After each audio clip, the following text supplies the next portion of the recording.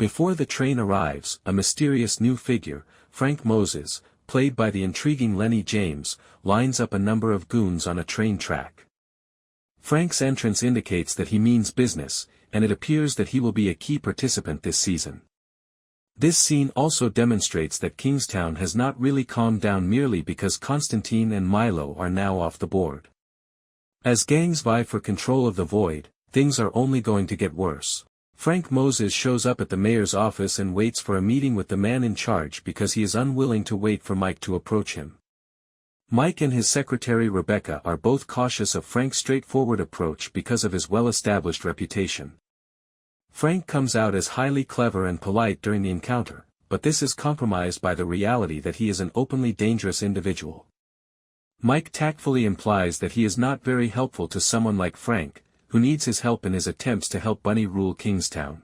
Though it's unclear if these two will end up as mortal enemies or comrades, this encounter is undoubtedly the start of a far more heated relationship. And depends on the extent of Frank's unholy war's destruction.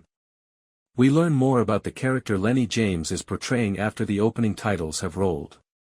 When Frank Moses meets with Bunny, it's evident that he talks and moves authoritatively as he divulges information about his methods, constantly putting himself at a distance from any actual criminal conduct. In addition, he acknowledges that he killed the Russians on the rail track as a present for Bunny and as a sign of good faith for their possible collaboration. Because of his obvious efficiency and brutality, Moses asks to meet with the mayor in order to learn more about how Bunny's business operates. After his job shift, Carney goes home to take care of his sick father. However, the young Colombian man that Ian and Stevie had previously captured and set free shows up at his door just as he is about to go to meet Mike and Cindy in the bar. The teenager shoots Carney multiple times, killing him instantaneously, and then he walks away quite nonchalantly. Unaware of the tragedy that has just transpired, Mike talks to Cindy at the bar about reporting back to him and giving him all the information he needs to keep his brother safe. The episode's surprising conclusion implies that Mike and his inner circle are the Colombians' target because it appears like a careless overreaction on the part of the gang to kill Carney for being a little harsh with Cruz during lunch. It might also imply that Torres has some risky associates. If this is true, the prison, rather than the inmates, seems to pose the greatest threat to Kingstown.